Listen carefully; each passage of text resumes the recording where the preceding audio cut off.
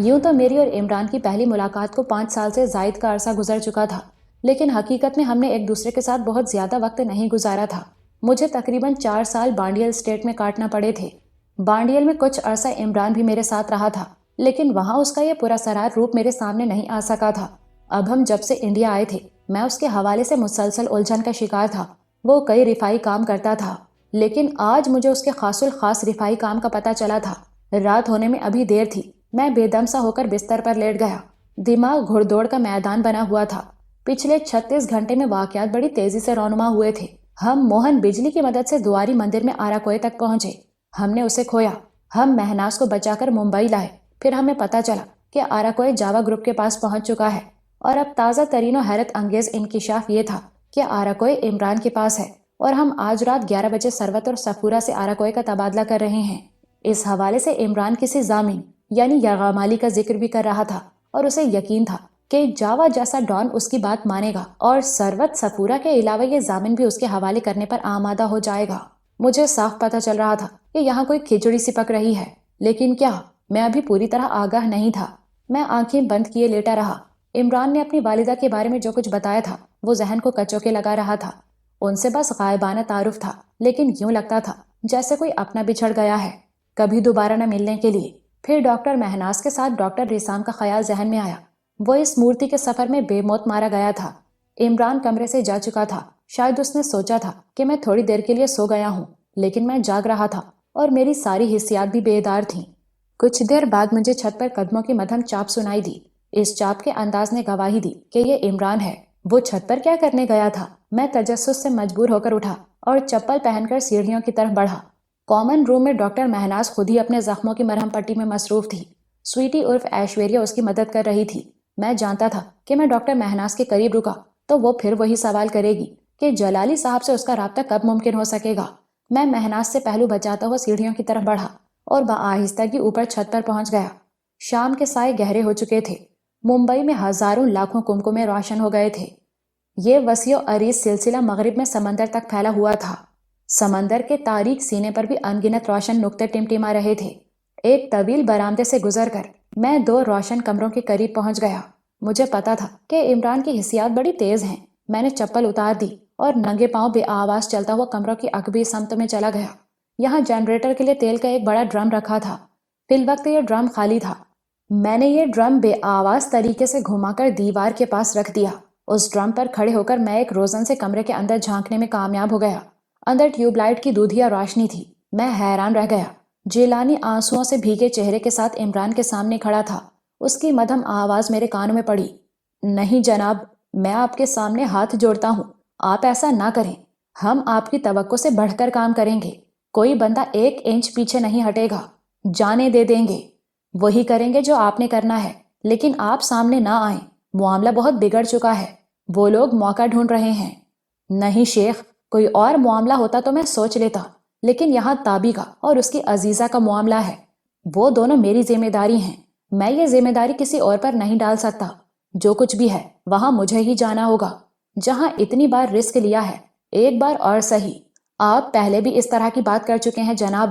آپ نے یہاں آتے ہوئے کہا تھا کہ 4-5 دن سے زیادہ نہیں رکیں گے انڈیا میں۔ اب دیکھیں 3 ہفتے ہو چکے ہیں۔ اتنا بڑا واقعہ ہو گیا وہاں ہمارے بعد۔ اب آپ خود کو جان بوجھ کر خطرے میں ڈالتے جا رہے ہیں۔ میں نے کہا ہے نا، یہ آخری رسک ہمیں لینا ہی ہوگا، اور میں تمہیں یقین دلاتا ہوں کہ ہم کامیاب ہوں گے۔ وہ بہت کمینہ ہے عمران صاحب۔ اب تو ثبوت مل چکا ہے کہ وہ سب کچھ جان چکا ہے۔ وہ کسی بھی وقت اطلاع دے سکتا ہے۔ پولیس، BSF، فوج، سب بھوکے جانوروں کی طرح آپ کی طرف لپک آئیں گے۔ وہ بس اتنا کرے گا کہ… وہ کچھ نہیں کرے گا۔ عمران نے ٹھوس لہجے میں جیلانی کی بات کاٹی۔ میری بات یاد رکھنا، جب تک آراکوئے ہمارے پاس ہے وہ کسی کو اطلاع دینے کی حماقت نہیں کرے گا۔ وہ ایسا سوچ بھی نہیں سکتا کہ آراکوئے کے اور دعوے دار پیدا ہو جائیں۔ وہ کوئی بھی حرکت تب کرے گا جب آراکوئے اس کے ہاتھ آ چکا ہوگا، لیکن آراکوئے تب اس کے ہاتھ آئے گا جب یرغمالی ہمارے پاس پہنچ جائے گا، اور تم جانتے ہو اس یرغمالی کے ہوتے ہوئے جاوا کو اپنی زبان پر تالا لگانا پڑے گا۔ یہ تالا اس وقت کھلے گا جب یرغمالی اسے واپس ملے گا اور ہم پاکستان میں ہوں گے۔ وہ کیسے اسے یرغمالی کے طور پر ہمارے حوالے کرے گا؟ یہ اس کے لیے بڑا مشکل کام ہوگا عمران صاحب۔ ہم نے بھی تو مشکل کام کیے ہیں۔ سربت اور سفورہ کو اس کے پاس بطور ضمانت نہیں رکھا؟ اسے بھی کرنا پڑے گا۔ آراکوئے والا کھیل اتنا بڑا ہے کہ اسے یہ داؤ لگانا ہی پڑے گا۔ ہمارے درمیان فون پر بڑی لمبی بحث ہوئی ہے، آخر اسے آمادہ ہونا پڑا ہے۔ ایسا گولڈن چانس اسے پوری زندگی میں پھر نہیں مل سکتا۔ اس نے سب کچھ ناپ تول لیا ہے۔ آپ ٹھیک کہہ رہے ہیں، لیکن کچھ نہیں شیخ، یہ بات طے ہے کہ مجھے خود وہاں جانا ہے۔ تم بس تیاری کرو، تم دیکھنا ہم جاوا کو اس کی ساری عیاریوں سمیت جکڑ کر رکھ دیں گے، مدتوں تک زخم چاٹے گا۔ ہم ایک بار سربت کو اس کے چنگل سے نکال لیں، پھر سارے حساب برابر کر دیں گے۔ اب وہ لوگ باہر نکلنے والے تھے۔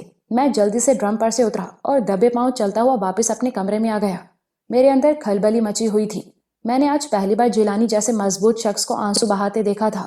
یقیناً یہ کوئی نہایت سیریس معاملہ تھا، میری توقع سے کہیں زیادہ گمبھیر۔ وہ پتہ نہیں کس حوالے سے بات کر رہے تھے۔ وہ کیا خاص بات تھی جس کا پتہ ڈان کو چل چکا تھا، اور اب اس کے توڑ کے لیے عمران اس سے کوئی خاص ضامن یعنی یرغمالی مانگ رہا تھا، اور وہ مانگ ہی نہیں رہا تھا، ڈان جاوا دینے کے لیے تیار بھی ہو گیا تھا۔ اس سے آراکوئے کی بے پناہ قدر و قیمت کا اندازہ بھی ہوتا تھا۔ کہا جاتا تھا کہ یہ بین الاقوامی سطح پر لاکھوں نہیں کروڑوں ڈالرز کی چیز ہے۔ میں پہلے کی طرح بستر پر خاموش لیٹا رہا اور آنکھیں بند کر لیں۔ عمران کمرے میں آیا، کچھ دیر مجھے دیکھا، پھر باہر چلا گیا۔ مجھے اندازہ ہوا کہ وہ نصیر کے ساتھ نیلی کار پر کہیں گیا ہے۔ یہ میرے لیے اچھا موقع تھا۔ مجھے پتا تھا کہ اوپر چھت والے کمرے کی ایک ڈپلیکیٹ چابی بھی موجود ہے۔ یہ چابی نصیر احمد کے کمرے میں تھی، اور نصیر بھی عمران کے ساتھ گیا تھا۔ میں نصیر کے کمرے میں پہنچا۔ 2-3 منٹ کی کوشش سے میں نے مطلوبہ چابی ایک دراز میں سے ڈھونڈ لی۔ اس چابی کے ساتھ میں سیڑھیوں کی طرف بڑھا۔ راستے میں جیلانی ملا، اس سے 1-2 باتیں ہوئیں۔ اس نے بتایا کہ عمران ذرا سپر مارکیٹ تک گیا ہے۔ جیلانی بظاہر نارمل نظر آنے کی کوشش کر رہا تھا، مگر آنکھوں کی سرخی کچھ اور بتا رہی تھی۔ جیلانی نے ایک فون سننا شروع کیا تو میں سیڑھیاں چڑھ کر چھت والے کمرے کی طرف آ گیا۔ اس کمرے میں نصیر کا کمپیوٹر پڑا رہتا تھا، اور لینڈ لائن فون بھی یہیں تھا۔ میں نے عمران کو 2-3 بار اس کمرے میں گھسے ہوئے پایا تھا۔ منگل کی رات بھی وہ کافی دیر اس کمرے میں رہا تھا۔ میں نے تالا کھولا اور کمرے میں پہنچا، لیکن لائٹ آن نہیں کی۔ میرے پاس ایک پینسل ٹارچ موجود تھی۔ میں نے کھڑکیوں کے پردے اچھی طرح برابر کیے اور کمرے کا جائزہ لینا شروع کیا۔ نیٹ آن تھا۔ میں نے سی پی یو آن کیا۔ مانیٹر پر تفصیلات ظاہر ہونے لگیں۔ تھوڑی سی کوشش سے میں نصیر کے ای میل باکس میں پہنچ گیا۔ پاس ورڈ مجھے پہلے سے معلوم تھا۔ یہاں ایک ای میل نے مجھے ہلا کر رکھ دیا۔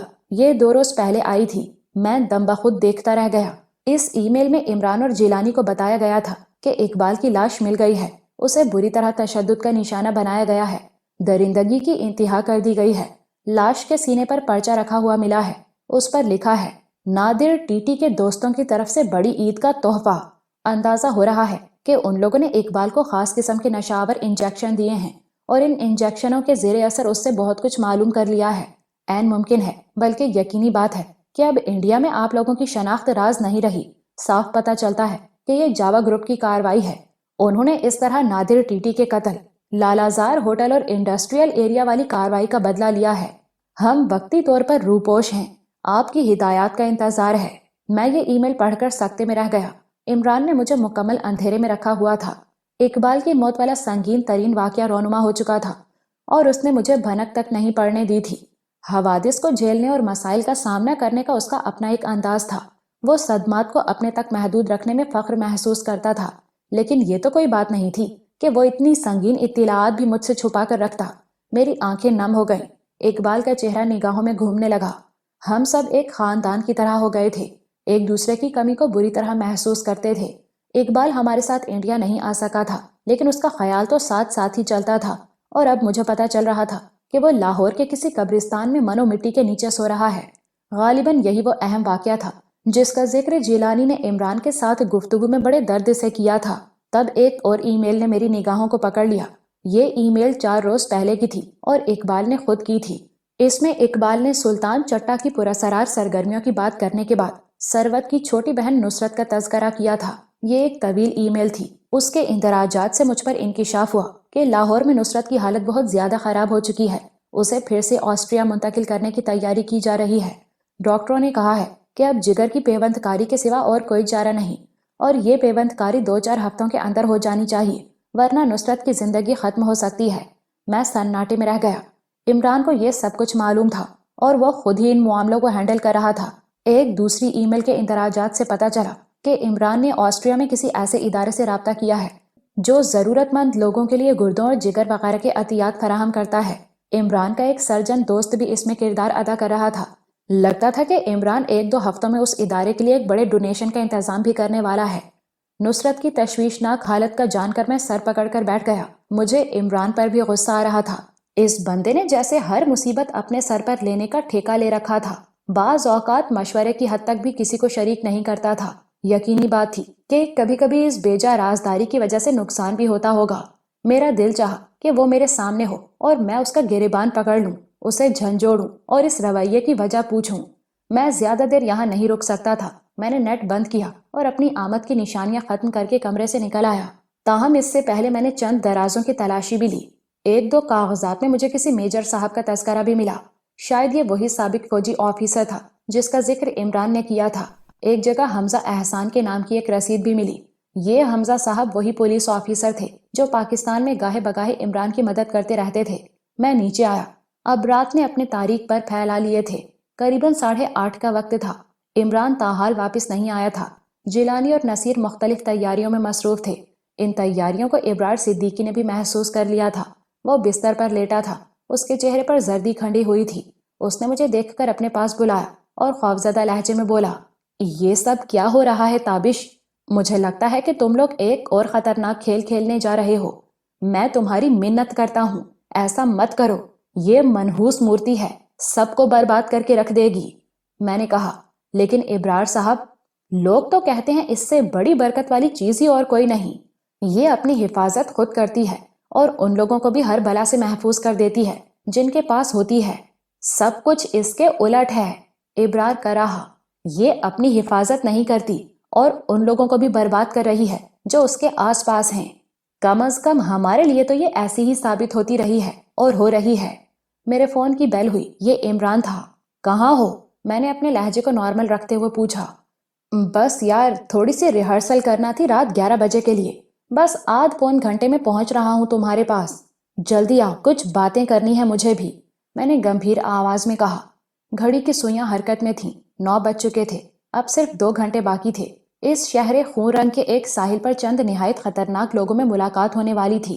قربان علی عرف شیکھر نے عمران کو بتایا تھا کہ وہ انڈیا کے چنے ہوئے شوٹرز کو لے کر آ رہا ہے۔ دوسری طرف جاوا گروپ کے پاس بھی یقیناً خونخوار ترین قسم کے قاتل موجود تھے۔ قریباً 50 عدد خطرناک ترین لوگوں کے سائے میں ایک ڈیل فائنل ہونا تھی۔ اسی دوران میں پوچھ کے سامنے 2 ڈبل کیبن گاڑیاں رکیں۔ ان میں سے کچھ لوگ اترے۔ یہ سب کے سب مسلح تھے اور ان کے چہرے ہی بتا رہے تھے کہ وہ زبردست قسم کے فائٹر اور اسلحہ شناس بندے ہیں۔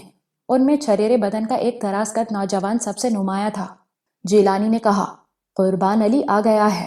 فضا میں سنسنی سی پھیلتی محسوس ہوئی۔ فیصلہ کن گھڑیاں قریب آ رہی تھیں۔ گاڑیوں سے اترنے والوں میں بس ایک بندہ قدرے مختلف نظر آیا۔ یہ شکل سے مار دھاڑ کرنے والا شخص نہیں لگتا تھا۔ اس جوان سال شخص نے ماتھے پر سفید کشکا کھینچا ہوا تھا، چھوٹی چھوٹی داڑھی رکھی ہوئی تھی اور ہندو پجاریوں کی طرح سادہ سا دھوتی کرتا پہن رکھا تھا۔ وہ خاموش طبع تھا اور اس سارے ماحول کو جیسے ڈری ہوئی سی نظروں سے دیکھ رہا تھا۔ یہ کون ہے؟ میں نے جیلانی سے پوچھا۔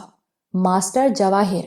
2.5-3 سال پہلے تک یہ جاوا کا ملازم تھا۔ ملازم بھی کیا تھا، بس اس کی کوٹھی میں اس کے بھتیجے کو ٹیوشن پڑھانے جاتا تھا۔ وہیں سے بیچارے کی بدقسمتی کا آغاز ہوا۔ کیا ہوا؟ دردناک قصہ ہے۔ جواہر کی بیوی سریتا خاصی خوبصورت تھی، 2 سالہ بچی کی ماں بھی تھی۔ کسی ٹی وی چینل پر انگریزی کی خبریں بھی پڑھتی تھی۔ بری قسمت کہ کہیں جاوا کی نظر اس پر پڑ گئی۔ وہ اس پر فریفتہ ہو گیا۔ جاوا جیسا بندہ کسی کو حاصل کرنا چاہے اور نہ کر سکے، یہ تو ممکن ہی نہیں ہے۔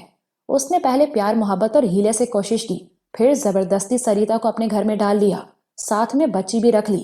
کچھ کہتے ہیں کہ جاوا نے سریتا سے شادی کی ہوئی ہے، کچھ کے خیال میں ویسے ہی رکھا ہوا ہے، لیکن ایک بات طے ہے کہ وہ اب بھی اس پر فدا ہے۔ اور یہ جواہر، یہ رو پیٹ کر کہیں غائب ہو گیا تھا۔ کوئی 1 سال بعد دوبارہ نظر آیا، لیکن اب یہ بالکل بدل چکا ہے۔ پوجا پاٹ اور مندر تیرتھ کا ہو کر رہ گیا ہے۔ کہتا ہے کہ میں نے جوگ لیا ہوا ہے، لیکن یہ یہاں کیوں آیا ہے؟ پتہ نہیں، عمران صاحب نے ہی بلایا ہوگا۔ میں عمران سے بہت کچھ کہنا اور سننا چاہتا تھا، لیکن وہ ایسے وقت آیا جب روانگی بالکل قریب تھی۔ 10:15 بج چکے تھے اور کالی جھاڑ تک 40-45 منٹ کا راستہ ہی تھا۔ عمران بڑے جارحانہ موڈ میں تھا۔ اس کی شوخی نہ جانے کن پردوں میں جا چھپی تھی۔ وہ اپنے بندوں کو مختلف ہدایات دے رہا تھا اور ان کی تیاری وغیرہ پر بھی نگاہ ڈال رہا تھا۔ میں اور جگت سنگھ بھی تیار تھے۔ جگت سنگھ نڈر اور جیدار بندہ تھا، یہ جان کر کہ ہمارا سامنا جاوا سے ہونے والا ہے۔ جگت سنگھ کی آنکھوں سے چنگاریاں چھوٹنے لگی تھیں۔ اس نے عمران سے اصرار کر کے 4-5 دستی بم بھی ساتھ رکھ لیے تھے۔ بہرحال عمران نے اسے بڑی اچھی طرح سمجھا دیا تھا کہ یہ نہایت نازک معاملہ ہے اور کسی ہدایت کے بغیر وہ کسی طرح کی کوئی کارروائی نہیں کرے گا۔ اس حوالے سے میں نے بھی جگت سنگھ کو پابند کر دیا تھا۔ میں عمران کے چہرے پر اقبال کی موت کا غم ڈھونڈنے کی کوشش کرتا رہا، لیکن یہ دلفگار غم شاید کہیں گہرائی میں دھکیل دیا گیا تھا۔ ویسے بھی عمران کے چہرے سے اس کی دلی کیفیت کا اندازہ لگانا مشکل ہوتا تھا۔ ہم 4 گاڑیوں میں بڑی برق رفتاری سے روانہ ہوئے۔ میں عمران کے ساتھ 2008 ماڈل کی ایک لینڈ روور جیپ میں تھا۔ جگت سنگھ اور جیلانی بھی ہمارے ساتھ تھے۔ نصیر احمد قربان علی کے ساتھ دوسری گاڑی میں تھا۔ پون گھنٹے کے اندر ہم ساحل پر پہنچ گئے۔ یہ ایک تاروں بھری رات تھی۔ 8ویں 9ویں رات کا چاند بھی موجود تھا۔ سمندر پرسکون اور خاموش تھا۔ ہوا اور لہروں کی مدھم سرگوشیاں جاری تھیں۔ ہم نے مقررہ جگہ پر گاڑیاں روکیں۔ تقریباً یہی وقت تھا جب ممبئی کا خونخوار جانور جاوا اپنے ساتھیوں کے ہمراہ موقع پر پہنچا۔ ان کی گاڑیاں ہماری گاڑیوں سے قریباً 200 فٹ کے فاصلے پر رک گئیں۔ عمران کے سیل فون کی بیل ہوئی۔ عمران نے کال ریسیو کی۔ دوسری طرف حسب توقع جاوا ہی تھا۔ ہیرو، میں جاوا ہوں، سامان لے آئے ہو؟ لے آیا ہوں جناب عالی۔ اور آپ؟ میں بھی لے آیا ہوں۔ اور ضامن؟ وہ بھی ہے۔ تو ٹھیک ہے، ان کو روانہ کرو، میں ادھر سے مورتی بھیجتا ہوں، لیکن پہلے میں چیک کرنا چاہوں گا۔ ٹھیک ہے، بندہ بھیج دو۔ قریباً 3 منٹ بعد 2 بندے ہماری طرف آتے دکھائی دیے۔ ان میں سے ایک تو جاوا کو کوئی گھاگ شوٹر تھا اور دوسرا ایک کھچڑی بالوں والا ادھیڑ عمر بندہ تھا۔ قریب پہنچنے پر اندازہ ہوا کہ اس نے اینک لگا رکھی ہے۔ یقیناً یہ کوئی ماہر نوادرات تھا اور آراکوئے کی صحت جانچنے کے لیے آیا تھا۔ عمران نے لینڈ روور کے خفیہ خانے میں ہاتھ ڈال کر آراکوئے نکالا۔ اسے بڑی احتیاط سے فوم کی ایک باریک تہ میں لپیٹا گیا تھا۔ اس کے اوپر ریگزین کا کور تھا۔ شوٹر اور ادھیڑ عمر شخص لینڈ روور کے اندر ہی آ گئے۔ ان کے چہروں کو گہری سنجیدگی نے ڈھانپ رکھا تھا۔ وہ جانتے تھے کہ یہ کس قدر گمبھیر صورتحال ہے۔ چاروں طرف آتشی ہتھیار بالکل تیار حالت میں موجود تھے۔ عمران نے آراکوئے کو اس کے کورز میں سے نکالا۔ 2 فٹ کا دھاتی مجسمہ جیپ کی اندرونی روشنیوں میں چمکنے لگا۔ اس کی دید متاثر کن تھی۔ ادھیڑ عمر شخص کے پاس نیلگوں روشنی والی ایک خاص قسم کی ٹارچ موجود تھی۔ اس نے ایک آنکھ پر مہذب شیشہ چڑھایا، ٹارچ جلائی اور آراکوئے کے معائنے میں مصروف ہو گیا۔ اس نے آراکوئے کی پشت پر کندہ برمی زبان کے چند قدیم حروف کا بھی معائنہ کیا۔ اس کے بعد اثبات میں سر ہلا دیا۔ میں مطمئن ہوں، اس نے انگریزی میں کہا۔ جیب سے مارکر نکالا اور آراکوئے کی پشت پر سرخ مارکر سے اپنے سائن کر دیے۔ اس کے بعد وہ اٹھ کھڑا ہوا۔ عمران نے سرد آنکھوں والے شوٹر سے مخاطب ہو کر کہا، جاوا سے کہو کہ وہ مجھ سے رابطہ کرے۔ دونوں افراد واپس چلے گئے۔ قریباً 5 منٹ بعد عمران کے فون پر جاوا کی آواز ابھری۔ کیا کہنا ہے؟ آواز سننا چاہتا ہوں میڈم صفورہ اور سروت کی، اور ضامن کی بھی۔ اوکے، 2 منٹ ہولڈ کرو۔ کچھ دیر بعد فون کے اسپیکر پر میڈم صفورہ کی آواز ابھری۔ ہیلو عمران۔ ہیلو میڈم، کہاں ہیں آپ؟ سامنے سرخ ہائی روف گاڑی میں، سروت بھی میرے ساتھ ہے۔ ٹھیک ہے، سروت سے بات کرائیں۔ چند سیکنڈ بعد سروت کی دبی ہوئی آواز سنائی دی۔ ہیلو۔ عمران نے فون میری طرف بڑھا دیا۔ ہیلو سروت، تم کیسی ہو؟ میں بالکل ٹھیک ہوں تابش۔ وہ رو دینے کے قریب تھی۔ لیکن یہاں ہو کیا رہا ہے؟ یہاں بہت سے رائفلوں والے ہیں۔ آپ کہاں ہیں؟ پاس ہی ہیں، تمہیں لینے آئے ہیں۔ سمجھو پریشانی ختم ہو گئی ہے سروت۔ وہ سسک پڑی۔ کسی نے موبائل اس سے لے لیا۔ پھر جاوا کی منحوس آواز سنائی دی۔ بس یا کچھ اور؟ عمران نے کڑے لہجے میں کہا۔ ضامن سے بات کروائیے جاوا صاحب۔ یہ شرط تم بڑی کڑی رکھ رہے ہو ہیرو بچے، کیا اس میں کوئی رد و بدل نہیں ہو سکتا؟ نہیں ہو سکتا جاوا حضور۔ اگر ہم سروت کے سلسلے میں آپ پر اعتماد کر سکتے ہیں اور آپ اس اعتماد پر پورے بھی اتر سکتے ہیں تو پھر اس سلسلے میں بے اعتمادی کیوں؟ ضامن ضامن ہے، جس حالت میں لیں گے اسی حالت میں واپس کریں گے، پوری حفاظت کے ساتھ۔ چند سیکنڈ بعد جاوا کی گمبھیر آواز ابھری۔ لو، سریتا سے بات کرو۔ سریتا کا نام سن کر میرا دماغ بھگ سے اڑ گیا۔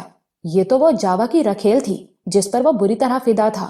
اس کا مطلب تھا کہ آراکوئے کے لیے وہ اپنی بہت پیاری شے عارضی طور پر عمران کے حوالے کرنے کے لیے آمادہ ہو گیا تھا۔ کچھ دیر بعد ایک ٹھہری ہوئی سی باریک آواز سنائی دی۔ میں سریتا بول رہی ہوں۔ کہاں ہیں آپ؟ عمران نے پوچھا۔ سامنے گرے گاڑی کے اندر۔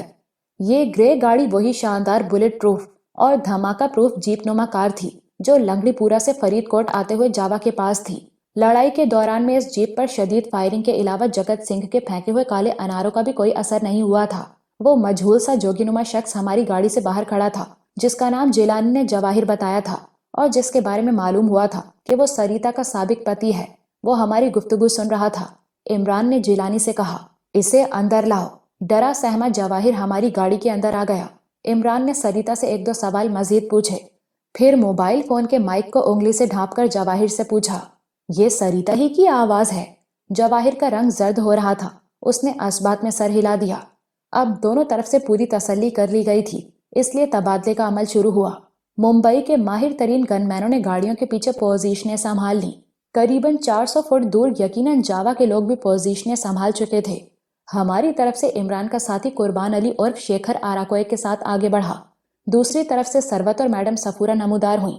उनके साथ एक तीसरी औरत भी थी जो यकीनन जावा की रखेल सरिता थी।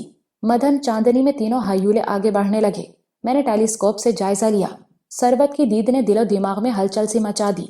हवा की वजह से उसके रेशमी बाल बार बार चेहरे पर मुंतशिर हो रहे थे। वो उन्हें पीछे हटा रही थी। मैडम सफूरा ने तसल्ली बख्श अंदाज में सरवत का हाथ थाम रखा था। मैडम सफूरा की बाईं जानिब मुतनासिब जिस्म वाली वो जवान साल लड़की थी जिसे जावा की कुर्बत का शर्फ हासिल था और जिसका नाम सरिता बताया जा रहा था। उसने साड़ी बांध रखी थी। नाक में कोके की चमक थी। कंधे पर शोल्डर बैग था। उसके लंबे बाल किसी फिल्मी सीन की तरह हवा में लहरा रहे थे। सरवत की तरह वो भी डरी सहमी नजर आती थी। उन तीनों के पीछे जावा का करीबी साथी प्रेम चोपड़ा था और खिचड़ी बालों वाला था। इमरान दूसरी टेलीस्कोप से जायजा लेने लगा। चंद सेकंड बाद उसने मुतमईन होकर टेलीस्कोप रख दी और राइफल पर अपनी गिरफ्त मजबूत कर ली। हमने एक जीप के पीछे पोजीशन ले रखी थी। जगत सिंह एक घुटना जमीन पर टेक कर बैठा था। उसके हाथों में 222 राइफल थी और वो जोश से भरा हुआ था। हमारे दाएं बाएं शूटर बिल्कुल चौकस थे। उंगलियां ट्रिगर्स पर रख ली गई थीं और फजा में सनसनाहट दौड़ रही थी। कुर्बान अली आराकोए के साथ वस्त में पहुंचा तो प्रेम चोपड़ा भी तीनों औरतों के साथ वस्त में पहुंच गया। कुर्बान अली ने आराकोए प्रेम चोपड़ा को थमाया। टॉर्च की रोशनी चमकी। मैंने टेलीस्कोप में देखा। खिचड़ी बालों वाले ने आगे बढ़कर आराकोए की पुश्त पर अपने दस्तखत देखे और आराकोए वसूल कर लिया। कुर्बान अली ने सरवत, सफूरा और जामिन सरिता को वसूल किया। अब आगे का मरहला शुरू हुआ। आराकोए जावा की तरफ बढ़ा और सरवत वगैरह हमारी तरफ। ये नाजुक लम्हे थे। कोई गड़बड़ हो सकती थी। दिल धड़क रहे थे। उकाबी निगाहें गर्दिश कर रही थीं। बाहर तो और खैरियत गुजरी। कुर्बान अली तीनों खवातीन के साथ हमारे पास पहुंच गया और प्रेम चोपड़ा आराकोए के साथ जावा ग्रुप के पास। सरवत लपक कर मेरे बाजू से लग गई और सिसकने लगी। जगत सिंह ने उसे पुचकार कर कहा, अब क्यों रोती है छोटी? अब तो सब कुछ चंगा हो गया वाहे गुरु की कृपा से। इमरान ने भी प्यार से सरवत के सर पर हाथ फेरा। मैडम सफूरा ने सरिता को इमरान की तरफ बढ़ाते हुए कहा, लो भाई, संभालो अपनी गारंटी को। सरिता एक भरपूर जवान साल औरत थी। वो खूबसूरत भी थी। उसकी उम्र 26-27 साल से ज्यादा नहीं होगी। मैंने देखा कि जवाहिर ने उस पर एक निगाह डालने के बाद दूसरी निगाह नहीं डाली। वो बिल्कुल लाताल्लुक सा हो गया था। हालांकि वो कभी उसकी पत्नी थी, उसकी बच्ची की माँ थी।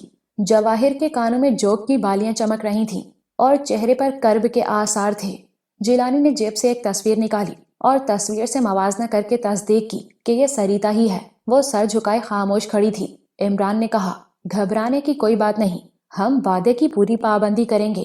अगले चंद घंटों में तुम अपनी बच्ची के पास वापस पहुंच जाओगी। प्रोग्राम के मुताबिक हम तेजी से रवाना हो गए।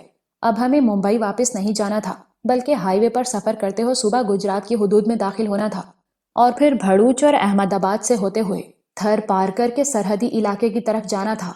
ये एक लंबा सफर था, लेकिन उम्मीद थी कि हम सुबह 10 बजे तक मंजिल के करीब पहुंच चुके होंगे। तीनों गाड़ियां हमारे साथ रहीं। सबसे आगे एक डबल कैबिन थी जिसे कुर्बान अली खुद ड्राइव कर रहा था। पूरब कुमार और जिलानी भी उसके साथ थे। उसके बाद हमारी जीप थी। उसमें सबसे पिछली निशिस्त पर मैं, सरवत और मैडम सफूरा बैठे थे। लेकिन फिर मैडम सफूरा उठकर दरमियानी निशिस्त पर सरिता के पास चली गई, क्योंकि सरिता कुछ घबरा रही थी। इमरान सरिता की बाईं जानिब बैठा था। साइलेंसर लगा पिस्तौल उसके हाथ में था और वह बिल्कुल चौकस था। ताहम इस ख्याल से कि पिस्तौल की दीद सरिता को टेंशन में मुब्तला न रखे, इमरान ने उस पर एक छोटा तौलिया डाल दिया था। जगत सिंह अगली निशिस्त पर नसीर अहमद के साथ मौजूद था। ड्राइविंग नसीर अहमद के जिम्मे थी। जगत सिंह की उकाबी निगाहें हर तरफ गर्दिश कर रही थीं। इमरान ने मोबाइल फोन पर पिछली गाड़ियों से मुसलसल राब्ता रखा हुआ था। ہم سے پیچھے جو گاڑی آ رہی تھی اس میں غمزدہ آنکھوں والا جوگی نما جواہر بھی موجود تھا۔ پروگرام کے مطابق اسے ہم نے احمد آباد کے قریب اپنے قافلے سے علیحدہ کر دینا تھا۔ وہ وہاں کے ایک تیرتھ میں جانا چاہتا تھا۔ یوں لگ رہا تھا جیسے اب وہ سریتا سمیت ہر چیز سے لا تعلق ہو چکا ہے، لا تعلق اور خوفزدہ۔ وہ ہماری رائفلوں وغیرہ کو دیکھتا تھا تو اس کے چہرے پر ہلدی سی بکھر جاتی تھی۔ لگتا تھا کہ ماضی قریب میں وہ بہت مشکل مراحل سے گزر چکا ہے۔ سریتا کی صورتحال بھی کچھ ایسی ہی نظر آتی تھی۔ آگے بھی جو کچھ ہوا ہمارے پروگرام کے مطابق ہوا۔ ہم ایک چوراہے پر پہنچے تو بائیں طرف سے ایک ٹویوٹا جیپ نمودار ہوئی اور ہمارے قافلے میں شامل ہو گئی۔ اس جیپ میں زخمی ابرار صدیقی کے علاوہ ڈاکٹر مہناز، آہو چشم ایشوریا اور دونوں پاکستانی لڑکیاں موجود تھیں۔ ان لوگوں کو نصیر احمد کے گھر سے لانے والے قربان علی کے ساتھی ہی تھے۔ یہ وہی بندے تھے جنہیں اس نے سٹینڈ بائی پر رکھا ہوا تھا۔ اس جیپ کے قافلے میں شامل ہوتے ہی ایک جیپ قافلے سے علیحدہ ہو گئی۔ یوں گاڑیوں کی کل تعداد 4 ہی رہی۔ اب ہم تیزی سے ہائی وے پر رواں تھے۔ ہمارا رخ سورت شہر کی طرف تھا۔ رات نیم روشن اور خنک تھی۔ ثروت مجھ سے لگی بیٹھی تھی، نہ جانے کن خیالوں میں گم تھی۔ اس کا قرب اور قرب کی خوشبو مجھے بھولی بسری باتیں یاد دلا رہی تھیں۔ پچھلی گاڑی میں سے کسی نے عمران کے فون پر اطلاع دی، ایک گاڑی ہمارے پیچھے آ رہی ہے جناب، گرے رنگ کی جیپ ہے، جاوا کی گاڑیوں میں سے ہے۔ کوئی بات نہیں، عمران نے کہا، یہ پروگرام کے مطابق ہی ہے۔ چند سیکنڈ بعد آواز دوبارہ ابھری، لیکن جناب شک پڑ رہا ہے کہ اس کے پیچھے بھی 1 یا 2 گاڑیاں آ رہی ہیں۔ غلط فہمی ہوئی ہوگی تمہیں، بس ایک گاڑی کی بات ہوئی تھی۔ ٹھیک ہے جی، میں چیک کرتا ہوں۔ میں نے رفتار آہستہ کر دی۔ اوکے، عمران نے کہا اور پھر ایک دوسرا نمبر پریس کیا۔ یہ جاوا ہی کا تھا۔ بیل ہوتی رہی لیکن کال ریسیو نہیں ہوئی۔ دوسری کوشش میں بھی یہی ہوا۔ اس دوران میں پچھلی گاڑی والے بندے کی کال پھر آ گئی۔ اس نے کہا، کم از کم 3 گاڑیاں مسلسل ہمارے پیچھے آ رہی ہیں جی، 2 جیپیں ہیں، ایک ہل مین کار۔ مجھے شک ہو رہا ہے کہ تینوں میں مسلح بندے ٹھونسے ہوئے ہیں۔ ٹھیک ہے، تم لوگ چوکس رہو، مسلسل رابطہ رکھو، عمران نے کہا اور فون بند کر کے دوبارہ جاوا سے رابطے کی کوشش کی۔ رابطہ نہیں ہو سکا۔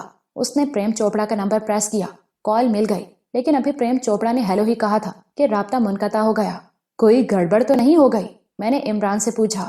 عمران کے بجائے نصیر احمد نے جواب دیا، گڑبڑ کیوں ہونی ہے جی، جب تک یہ بی بی سریتا ہمارے پاس ہے کچھ نہیں ہوگا، ہو ہی نہیں سکتا۔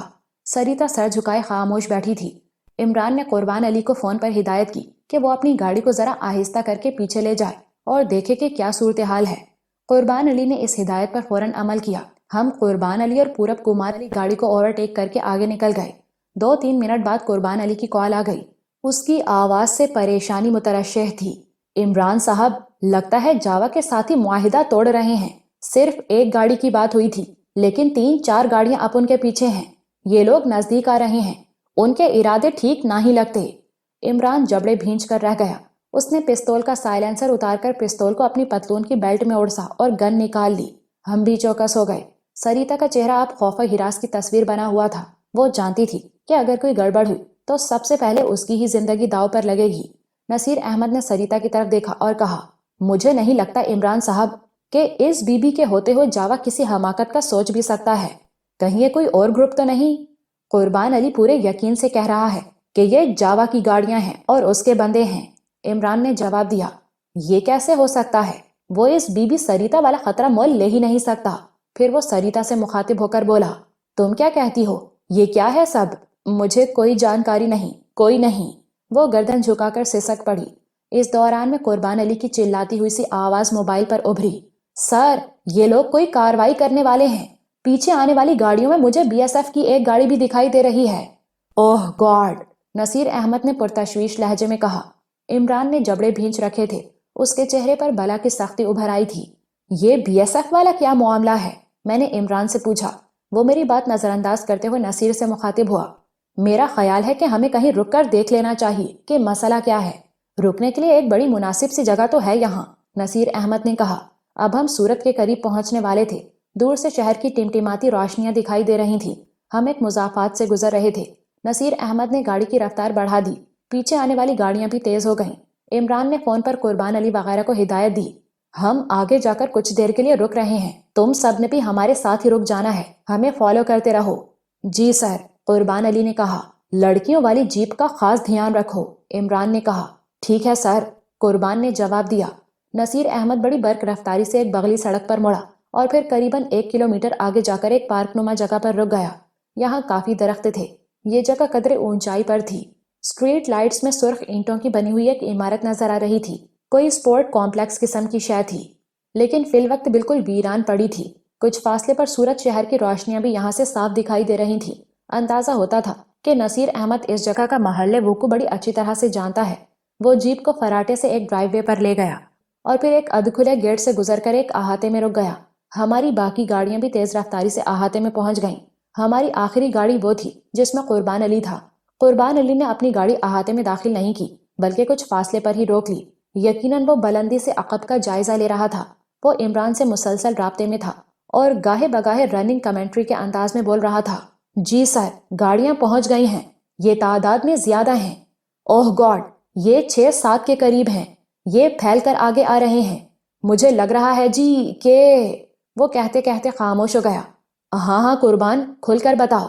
مجھے لگ رہا ہے جی کہ وہ گھیر رہے ہیں ہم کو، شاید آپ بھی دیکھ رہے ہوں گے، 2 گاڑیاں بائیں طرف سے گھوم کر آ رہی ہیں۔ ہاں مجھے نظر آ رہا ہے، عمران نے تائید کی۔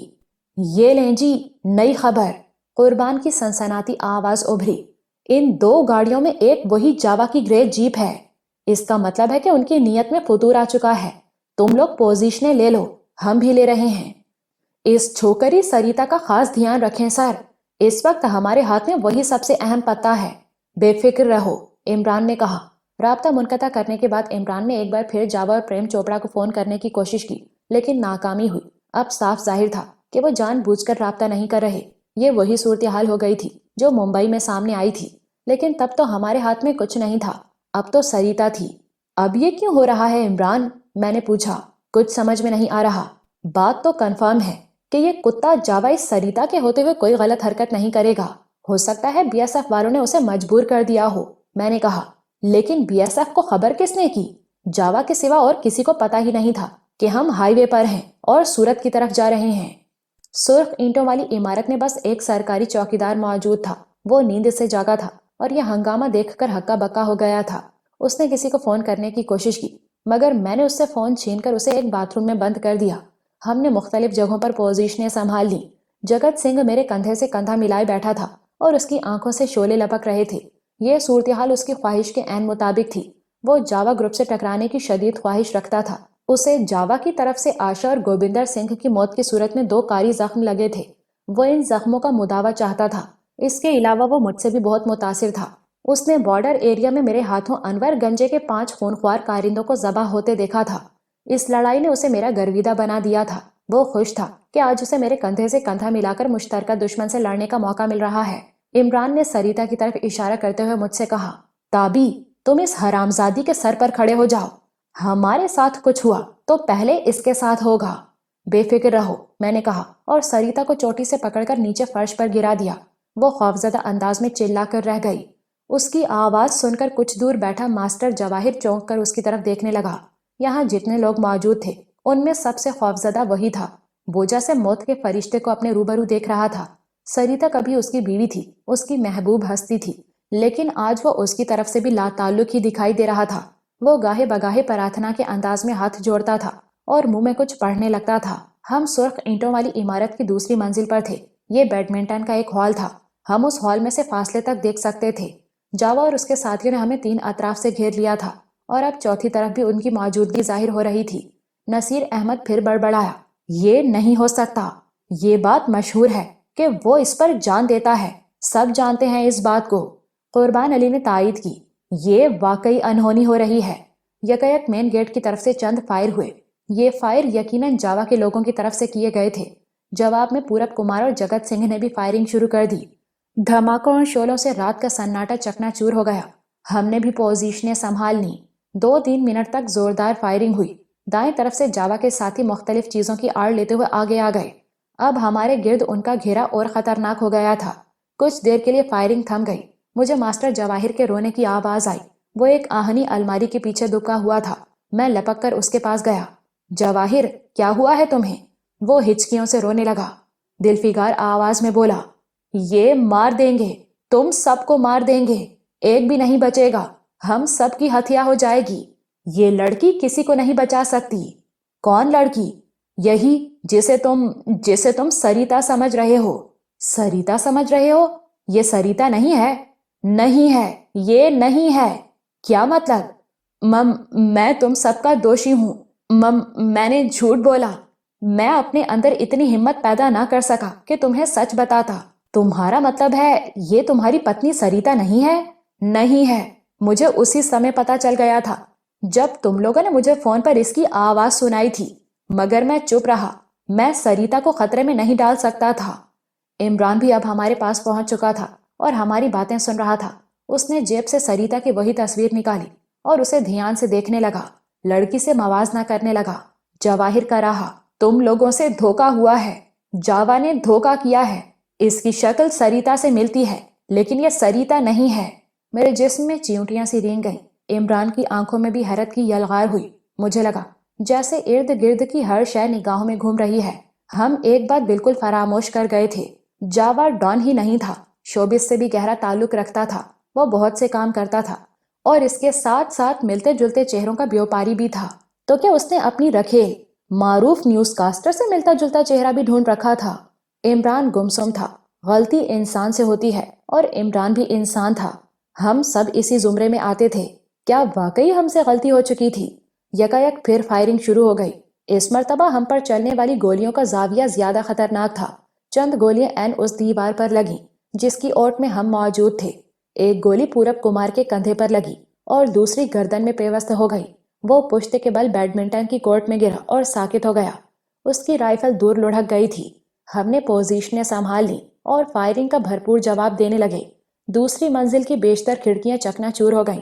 ہر طرف شیشے کی کرچیاں بکھر گئیں۔ نصیر کے ایک جوان سال ساتھی کے سینے پر پورا برسٹ لگا اور وہ کھڑکی میں سے 13-14 فٹ نیچے پختہ فرش پر جا گرا۔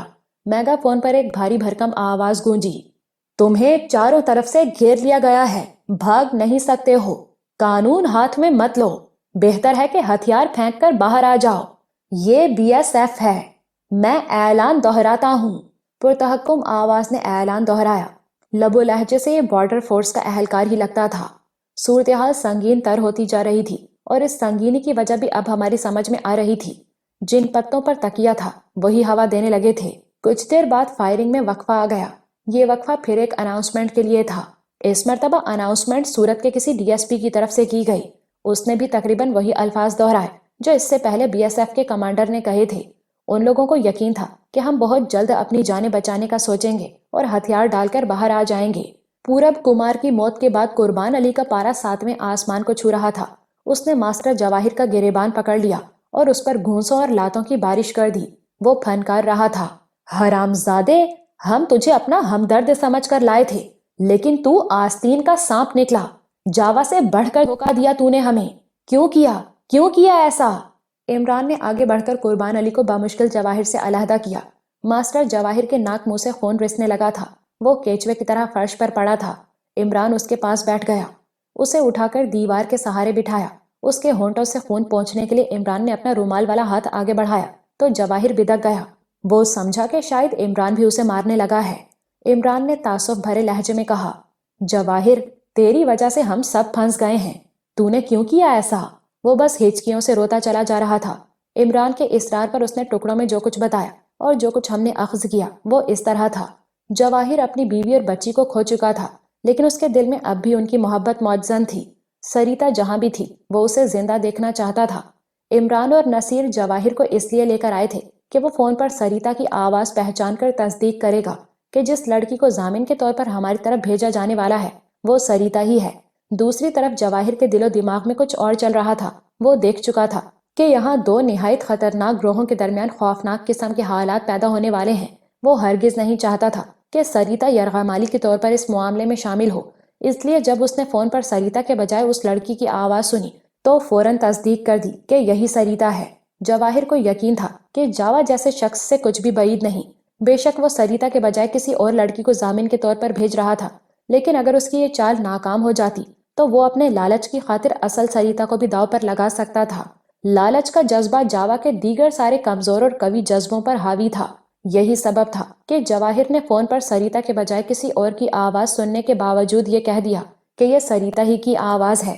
بعد میں شکلوں کی مماثلت نے کام دکھایا۔ पूरब कुमार का खून फर्श पर बिखरा हुआ था। हमने उसकी लाश उठाकर आड़ में कर दी और जगत सिंह ने अपनी चादर उस पर डाल दी। पुलिस की तरफ से होने वाली अनाउंसमेंट में हमें 5 मिनट का वक्त दिया गया था। इस वक्त के खत्म होते ही एक बार फिर ताबड़तोड़ फायरिंग शुरू हो गई। हमने 5 लड़कियों को मैडम सफूरा समेत एक महफूज कमरे में पहुंचा दिया और खुद सीना सिपर हो गए। मुखालिफिन का पलड़ा वाज़ेह तौर पर भारी था। हमारी तादाद 20 के करीब थी, जबकि वो दुगना से भी ज्यादा थे। फिर उनको एम्यूनिशन की भी कोई कमी नहीं थी। इब्रार सिद्दीकी एक चौड़े सुतून की ओट में दीवार से टेक लगाए बैठा था। उसे गाहे बगाहे शदीद खांसी होने लगती थी। वो खांसते खांसते ही बोला, मैंने तुमसे कहा था, ये मनहूस मूर्ति है, ये खून खराबे के सिवा और कुछ भी नहीं। ये मास्टर जवाहिर ठीक ही कह रहा है, ये लोग सबको मार देंगे, तो क्या करें फिर? मैंने चिढ़कर कहा। जवाहिर बोला, ये लोग जो कहते हैं मान लो, कम से कम जीवन तो बच जाएगा। तुम्हारे साथ निर्दोष औरतें हैं, वो मुफ्त में मारी जाएंगी। इब्रार सिद्दीकी ने कराहते हुए कहा, ये ना हो कि ये वक्त भी हाथ से निकल जाए। मैं समझता हूँ जवाहिर ठीक कह रहा है। अभी इब्रार का फिक्रा मुकम्मल नहीं हुआ था कि एक बार फिर ताबड़तोड़ फायरिंग होने लगी। इमरान के शूटर्स भी भरपूर जवाब देने लगे। चंद गोलियों ने उस सुतून के प्लास्टर को उधेड़ दिया जिसके अकब में इब्रार सिद्दीकी मौजूद था। वो मजीद खौफजदा हो गया। मुझे लगा कि वो सुतून की महफूज आड़ छोड़कर किसी और तरफ जाना चाह रहा है। मैंने चिल्लाकर कहा, नहीं सिद्दीकी साहब, पीछे ही रहो। वो रुक गया, लेकिन जब दूसरा बर्स्ट सुतून पर उसी जगह लगा तो वो एकदम टूट गया। उसने पिछले कमरे की तरफ जाना चाहा जहां लड़कियां मौजूद थीं। कम से कम 4 गोलियां उसकी पुश्त पर कंधों के दरमियान लगीं और वो पट से पुख्ता फर्श पर गिरा। उसके गिरने का अंदाज ही बता रहा था कि वो खत्म हो चुका है। फिर भी जिलानी ने उस तक पहुंचने की कोशिश की। वो उसके साकित जिस्म को भींचकर किसी ओट में ले जाना चाहता था, लेकिन फिर एक बर्स्ट आया। जिलानी के बाजू में 2 गोलियां लगीं और वो तड़पकर वापस अपनी पोजीशन पर चला गया। अगले चंद सेकंड में गोलियों की एक बाढ़ ने इब्रार सिद्दीकी को भून कर रख दिया। उसका जिस्म कई बार फर्श पर से उछलकर साकित हो गया। नवादिरात के इस पाकिस्तानी व्यापारी की रुदात कई मोड़ मुड़ने के बाद एकदम इख्तिताम को पहुंच गई थी। हम पर दबाव बढ़ता जा रहा था। साफ पता चलता था कि जावा के खतरनाक शूटर और सरकारी अहलकार घेरा तंग करते जा रहे हैं। न जाने क्यों इन लम्हों में अचानक मेरे पर्दाए तस्वुर पर उसी नौजवान मलंग का चेहरा उभर आया जिससे हमारी मुलाकात हारूनाबाद के होटल में हुई थी। उसका हवन्नक चेहरा, उसका चर्बीदार बरहना जिस्म, उसकी चमकीली आंखें, सब कुछ मेरे जहन में आया। उसके पुरअंदेश अल्फाज मेरे कानों में गूंजने लगे। उसने कहा था, तुम मरने जा रहे हो, वापस चले जाओ तो तुम्हारे लिए बड़ा चंगा है। ये लड़की मुसीबत में है, तुम सब मुसीबत में आ जाओगे। तुम्हारे पीछे काली परछाइयां हैं, ये तुमको मार देंगी। तुम्हारी कब्रें बनेंगी, और पता नहीं कब्रें भी बनेंगी या नहीं। उसने इसी तरह बेसरोपा बातें की थीं। मुझे झुरझुरी आ गई। मेरा दिल चाहा मैं सरवत को अपने बाजुओं में छुपाऊं और अपनी जान पर खेलकर उसे हर आफत से दूर ले जाऊं। अगर मुझे मौत भी आए तो इस इत्मीनान के साथ आए कि सरवत महफूज है और अपनों में है। गोलियां मी की तरह बरस रही थी। इमरान और उसके साथी भरपूर जवाब दे रहे थे। जख्मी जिलानी समेत ये सब के सब बेहद तरबियत याफ्ता और निडर लोग थे। और क्यों ना होते, इमरान जैसा बंदा उनको कमांड कर रहा था। वो तो मुर्दा दिलों में जान डाल देता था। ये तो फिर जोश से भरे हुए ट्रेंड शूटर्स थे। दाएं तरफ से वो लोग खासे करीब आ गए थे। एक टोली हमसे सिर्फ 15-20 मीटर की दूरी पर थी। इन लोगों की चलाई हुई गोलियों से ही इब्रार सिद्दीकी हिट हुआ था। दफतन एक जोरदार धमाका हुआ। मुख्तलिफ अशिया के परखचे हवा में उड़ते नजर आए। ये जगत सिंह ने अपना काला अनार इस्तेमाल किया था। अब वो दूसरे काले अनार यानी दस्ती बम की पिन खींच रहा था।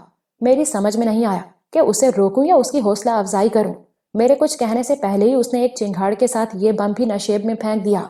समाज शिकन धमाके से शोला निकला और एक इंसानी जिस्म हवा में उड़ता हुआ नजर आया। जगत सिंह जोश से दीवाना हो रहा था। उसने ऑटोमेटिक राइफल मजबूती से थामी और उठना चाहा। वो सारे अंदेशे एक तरफ रखकर हमला आवरों की तरफ लपकना चाह रहा था। ये दिलेरी नहीं, हमाकत थी, दीवानापन था। मैंने जगत का बाजू जकड़ लिया। नहीं जगत, नीचे बैठो, नीचे बैठो। मैं धाड़ा। एक गोली आई और जगत के सर के पास से गुजर गई। मैंने खींचकर जगत को नीचे बिठा दिया। वो सीने की पूरी ताकत से चिल्ला रहा था, ललकार रहा था, मार दूंगा, फना कर दूंगा। उसका जोश दीदनी था। फिर इस गैर मामूली जोश की वजह भी मेरी समझ में आ गई। जगत के फेंके हुए दूसरे दस्ती बम के धमाके में मैंने जिस इंसानी जिस्म को हवा में उछलते देखा, वो अब एक लाश की सूरत हमसे 10-12 मीटर की दूरी पर पड़ा था। उस लाश की गर्दन पर से कोई आध किलो गोश्त गायब था। अंतड़ियां बाहर निकली हुई थीं। मैंने उसे उसकी गैर मामूली चौड़ी नाक से पहचाना। ये प्रेम चोपड़ा था। यही शख्स था जिसने लंगड़ीपुरा में आशा कौर को कमरे में ले जाकर बेआबरू किया था। नशे में धुत होकर वो उसकी मजबूरी से खेला था और बादशाह वो जावा की फायरिंग से जान की बाजी हार गई थी। अब मेरी समझ में ये बात आई कि जगत सिंह ने अचानक ऊपर तले 2 दस्ती बम क्यों फेंक दिए थे। उसने आशा की इज्जत और जान के हथियारे को देख लिया था। उसके बाद वो बर्दाश्त नहीं कर पाया था। अभी तो मैंने उसे पकड़कर रोक लिया था, वरना वो पता नहीं मजीद क्या कर गुजरता। अच्छा किया जगत सिंह, मैंने राइफल से नया मैगजीन अटैच करते हुए कहा। लेकिन अब जरा तहम्मुल से काम लो। मुमकिन है कि कुछ देर बाद इन दस्ती बमों की और ज्यादा जरूरत हो। मेरा फिक्र मुकम्मल हुआ ही था कि गोलियों की एक बौछार आई और हमें अपनी पोजीशनों पर दबकना पड़ा। हमें अंदाजा हुआ कि फायरिंग का जाविया अब बदल गया है और पहले की तरह हमारे लिए ज्यादा खतरनाक नहीं रहा। इसकी वजह जगत के फेंके हुए 2 दस्ती बम ही थे। इन 2 धमाकों के बाद आगे बढ़ आने वाले मध्य मुकाबिलों का अब काफी पीछे हटना पड़ गया था। ताहम उन्होंने हमारे गिर्द अपना घेरा टूटने नहीं दिया। उन्होंने इर्द गिर्द की सब रोशनियां ऑन कर दी थीं और अपनी गाड़ियों की हेडलाइट्स से भी मदद ले रहे थे। यकीनन 2-3 मिनट बाद ये लोग नई सफबंदी के साथ फिर जोरदार हमला करने वाले थे। अपने करीबी साथी की मौत ने यकीनन जावा को भी शोला जवाला बना दिया था। अब क्या करना है? इमरान ने सवालिया नजरों से नसीर अहमद की तरफ देखा। हम यहाँ से निकल सकते हैं जी, हम निकल जाएंगे। कैसे? एक रास्ता है यहाँ। ये पीछे आप जो प्याला सा देख रहे हैं ना, ये साइकिल रेस का स्टेडियम है। मैं कॉलेज के जमाने से जानता हूँ इस जगह को। इस स्टेडियम में दाखिल होने के लिए साइकिलिस्ट एक सुरंग में से गुजर कर आते हैं। ये सुरंग आजकल टूट फूट का शिकार है और बंद पड़ी है। ये हमें यहाँ से निकलने का मौका दे सकती है। कितनी लंबी है? मेरा मतलब है घेरे से निकल सकती है? मैंने पूछा। जरूर निकाल देगी जी, लेकिन एक मसला होगा। हमारी गाड़ियां तो यहाँ अहाते में हैं। हम बड़ी प्लानिंग से पीछे हटे। 3-4 राइफल बरदार पोजीशन बदल बदल कर जोरदार फायरिंग करते रहे। हम नीचे आ गए। पूरब कुमार और इब्रार सिद्दीकी की लाशों को वहीं पर छोड़ना दिलो दिमाग पर बहुत गिरा गुजरा, लेकिन इसके सिवा चारा नहीं था। औरतों को अपने दरमियान रखते हुए हम स्टेडियम के सुरंग के दहाने पर पहुंच गए। इमरान के साथ अपनी गाड़ियों में से कुछ एमिनेशन निकालने में भी कामयाब हो गए। इमरान ने मोबाइल पर जगत सिंह को हिदायत देते हुए कहा, 2 ग्रेनेड फेंको और पोजीशनें छोड़कर नीचे भाग आओ। जो हुक्म सरकार। जगत सिंह की आवाज उभरी। चंद ही सेकंड बाद 2 के बजाय 3 जोरदार धमाके हुए, जिन्होंने घेरा डालने वालों में खलबली से मचा दी। जगत सिंह ने एक बम इजाफी फेंका था। दस्ती बम तो उसके हाथ में आकर जैसे खुद ही ब्लास्ट के लिए मचलने लगता था। मैंने स्पोर्ट कॉम्प्लेक्स की एक खिड़की में से देखा। जावा ग्रुप की एक जीप को आग लगी हुई थी। जगत सिंह और बाकी शूटर सीढ़ियां फलांगते हुए नीचे आए और हमारे साथ इस तारीक जमीन दोज रास्ते में दाखिल हो गए। इस रास्ते को ढलवान बनाया गया था, शायद इसलिए कि साइकिलिस्ट स्टेडियम में दाखिल होते वक्त रफ्तार पकड़ सकें। रास्ते की छत कई जगह से बैठ चुकी थी। यहाँ झाड़ झनकार था और आवारा जानवरों की गलाजत थी। इमरान के पुश्ती थैले में से एक बड़ी टॉर्च निकल आई। एक टॉर्च कुर्बान अली के पास भी थी। हम उनकी रोशनी में तेजी से आगे बढ़ते चले गए। मैडम सफूरा को इमरान ने एक पिस्तौल दे दिया था। खवातीन में वो सबसे ज्यादा हौसले में थी। वो बार बार इर्द गिर्द देख रही थी। आखिर उसने मुझसे पूछा, सिद्दीकी कहाँ है ताबिश? मैंने इमरान की तरफ देखा। वो जल्दी से बोला, वो जख्मी हो गया है मैडम, उसे हमने पहले ही यहाँ से निकाल दिया है। कहाँ? कुर्बान के बंदे ले गए हैं। इमरान ने बात गोल की। मैडम सफूरा जहांदीदा औरत थी, समझ गई कि कोई गड़बड़ हो गई है। बहरहाल इस नाजुक मौके पर उसने इमरान से या मुझसे सवाल जवाब करना मुनासिब नहीं समझा। शदीद तनाव की कैफियत थी। हमें कुछ मालूम नहीं था कि जब हम इस जमीन दोज रास्ते से बाहर निकलेंगे तो सूरत हाल क्या होगी। राइफलें हमारे हाथों में बिल्कुल तैयार हालत में मौजूद थीं। हमारा वास्ता मुंबई के जालिम तरीन लोगों से था। हम इस जमीन दोज रास्ते से बाहर निकले तो कुर्बान अली की फहमो फरासत पर यकीन करना पड़ा। हम घेरे से बाहर एक महफूज जगह पर थे। गालिबन इस जमीन दोज रास्ते वाला ऑप्शन कुर्बान अली के जहन में पहले से मौजूद था, इसलिए यहाँ रुकते वक्त उसने कहा था कि रुकने के लिए एक बहुत मुनासिब जगह उसके जहन में है। दरख्तों के दरमियान से सामने एक सड़क के आसार नजर आ रहे थे। कुर्बान अली और नसीर की रहनुमाई में हम उस सड़क की तरफ बढ़े। हमारा इरादा था कि हम यहाँ से गुजरने वाली 1-2 गाड़ियों को रोकेंगे, मगर इससे पहले ही मेरी नजर एक बस पर पड़ गई। ये बस सड़क के किनारे दरख्तों में खड़ी थी। एक स्टाइलिश बस पर एक बैनर लगा था जिससे पता चलता था कि ये अहमदाबाद यूनिवर्सिटी के कुछ लोगों को तफरीही दौरे पर लेकर सूरत आई हुई है। मैंने इमरान को बताया। हमने फौरी मशवरा किया। हम सब दरख्तों में दुबके रहे। मैडम सफूरा उस बस की तरफ गई। उसकी शॉल के नीचे पिस्तौल मौजूद था। उसने बस का दरवाजा खटखटाया और अंदर मौजूद अफराद से कुछ बात की। दरवाजा खुला तो मैडम ने पिस्तौल निकाल लिया। मैं और नसीर अहमद भी झपट कर मौके पर पहुंच गए। बस में सिर्फ ड्राइवर और कंडक्टर मौजूद थे। दोनों नींद से जागे थे और हक्का बक्का होकर हमारे आतिशी हथियारों को देख रहे थे। फरबा अंताम ड्राइवर का ताल्लुक यकीनन मुंबई से था और लगता था कि उसने चर्च का सूटा भी लगा रखा है। हमने सबसे पहले उनकी तलाशी ली और उनकी मुश्कें कस दी। इस दौरान में लड़कियों समेत सब अंदर दाखिल हो चुके थे। नसीर अहमद ने ड्राइवर से चाबी लेकर बस का इंजन स्टार्ट कर दिया, लेकिन लाइट्स ऑन नहीं की। स्पोर्ट्स कॉम्प्लेक्स की तरफ तबाह होने वाली कार के शोले नजर आ रहे थे और फायरिंग की आवाजें भी सुनाई दे रही थीं। अंदाजा हो रहा था कि वो लोग अब स्पोर्ट्स कॉम्प्लेक्स के अंदर घुस गए हैं। ये बड़े नाजुक लम्हे थे, वो किसी भी वक्त हमारी जानिब आ सकते थे। नसीर ने माहिराना अंदाज में बस को हरकत दी और उसकी रफ्तार को बढ़ाता चला गया। बस बर्क रफ्तारी से अपनी मंजिल की तरफ रवां हो चुकी थी। ये एक अच्छी रशियन बस थी, एयर कंडीशनड, आरामदेह और पावरफुल। अचानक इमरान के फोन पर सिग्नल आए। स्क्रीन पर जावा का जाती नंबर चमका। ये उल्टी गंगा बहना शुरू हुई थी। पहले हम जावा को फोन कर रहे थे और वो हमें घास नहीं डाल रहा था। इमरान ने कॉल रिसीव की। जावा बगैर किसी तमहीद के चिंघाड़ा, हीरो के बच्चे, कहाँ है तू? तेरा क्या ख्याल है मुझे कहाँ होना चाहिए? वो धाड़ा, एक बात मैं तुझे बता दूं, जमीन की 7वीं तह में भी चले जाओगे ना हरामजादों, तो वहां से भी खींच लूंगा तुम सबको। तुम्हारे लिए बड़ा अच्छा है कि अपने हाथ से खुद को गोलियां मार लो। खत्म कर लो जीवन अपना, खत्म कर लो, नहीं तो मौत की भीख मांगना पड़ेगी और वो मिलेगी नहीं तुम्हें।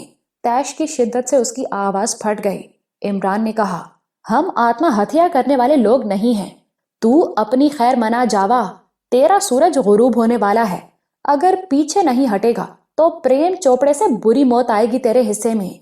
इसके साथ ही इमरान ने फोन बंद कर दिया। वो हरगिज नहीं चाहता था कि जावा उसे बातों में लगाए और इस तरह हमारी लोकेशन के बारे में कोई इशारा उसे मिले। ये तो यकीनी बात थी कि वो लोग भूगीर कुत्तों की तरह चारों तरफ फैल गए हैं और हमारी तलाश पूरी शिद्दत से शुरू हो गई है। हमारे हक में सिर्फ एक ही बात जाती थी कि हम पहले वाली गाड़ियां छोड़ चुके थे और जिस नई गाड़ी में हम थे उसके बारे में अभी तक जावा और उसके हवारियों को कुछ मालूम नहीं था। दिन चढ़ जाता तो यकीनन वो कदमों के निशान ढूंढते और उस वक्त तक शायद किसी को ये पता भी चल जाता कि यूनिवर्सिटी की बस यहाँ दरख्तों में खड़ी थी और अब वो अपनी जगह मौजूद नहीं है। सूरत शहर से 3 बड़ी सड़कें मुख्तलिफ अतराफ में निकलती थीं। अभी तो जावा वगैरह को यह भी पता नहीं था कि हम किस रुख पर गए हैं।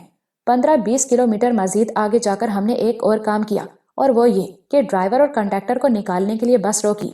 उन दोनों की मुश्कें बड़ी अच्छी तरह कसी हुई थीं और मुंह में कपड़े ठुसे थे। हमने सड़क से काफी हटकर उन्हें दरख्तों के एक झुंड में फेंक दिया। कभी उम्मीद थी कि वो सुबह तक यहाँ से निकल नहीं सकेंगे। सबसे पहले हमें भड़ूच के करीब एक पुलिस नाके पर रोका गया। यहाँ नसीर अहमद ने गाड़ी के कागजात दिखाए, रूट परमिट वगैरह चेक कराया और बताया कि वो रूटीन के मुताबिक सवारियां लेकर अहमदाबाद जा रहा है। हमें आगे जाने दिया गया। ताहम नाके पर गैर मामूली नफरी देखकर हमें अंदाजा हो गया कि चारों तरफ घंटियां खड़क चुकी हैं और पुलिस हाई अलर्ट है। हम तेज रफ्तारी से आगे बढ़ते रहे। नसीर अहमद की ड्राइविंग जबरदस्त थी। सरवत मेरे साथ बैठी थी। वो बिल्कुल चुप थी और उदासी की तस्वीर नजर आती थी।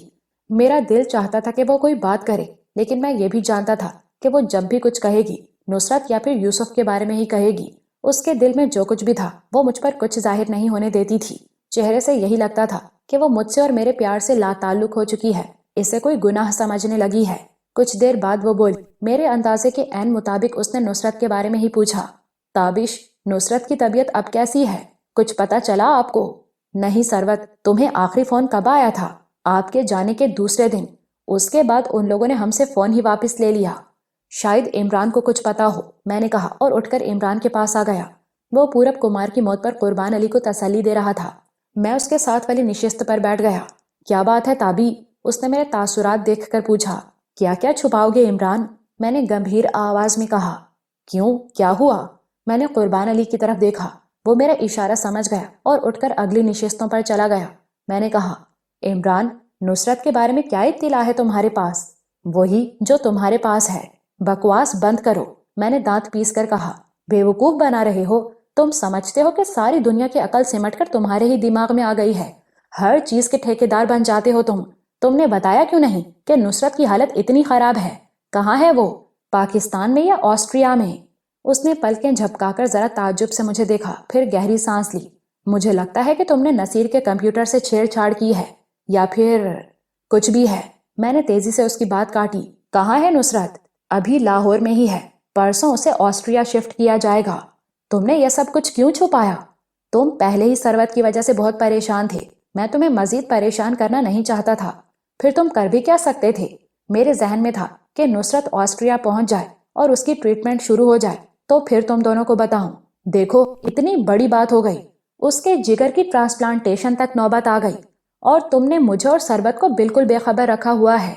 بے خبر نہیں رکھا ہوا، باخبر کرنے کا وقت ہی نہیں ملا۔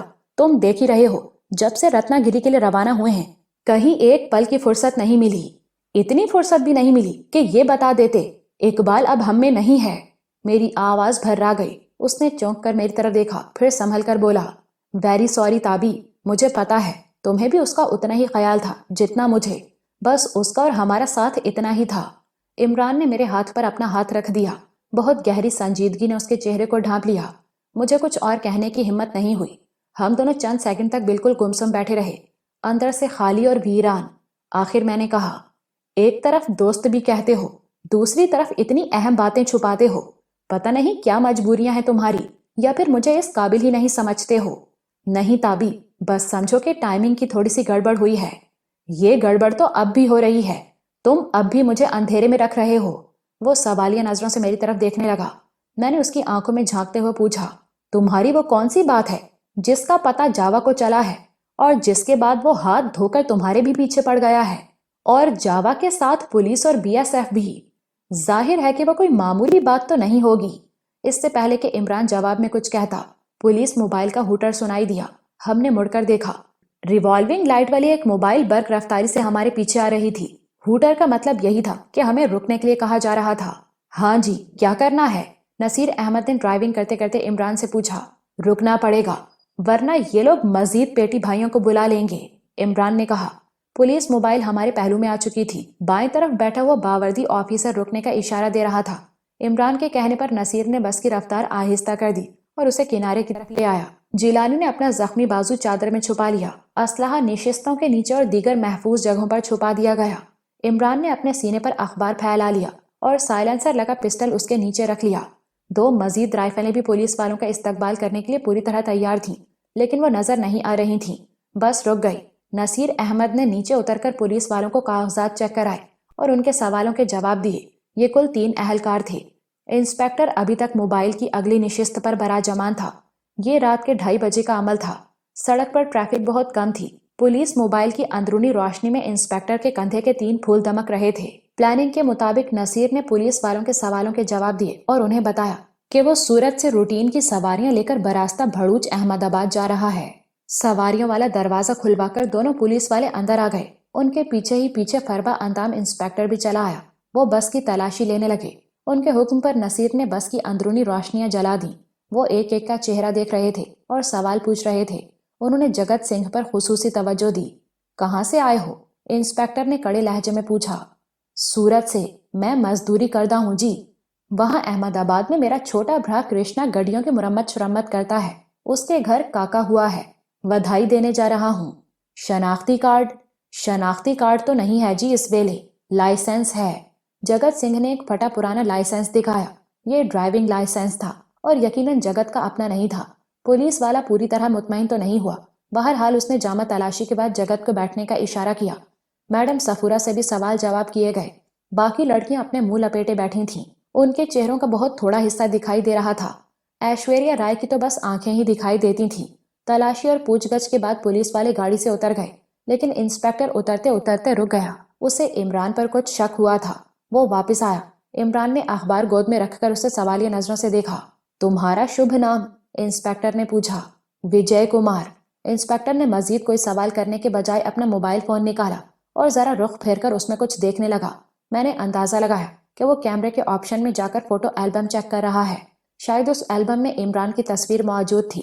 چند سیکنڈ بعد انسپیکٹر نے پلٹ کر عمران کو دیکھا، تب پھر سے موبائل فون کی اسکرین کو گھورا۔ خطرے کی گھنٹی بج اٹھی تھی۔ میں نے دیکھا انسپیکٹر نے اپنا ہاتھ اپنے ہولسٹر کی طرف بڑھایا ہے۔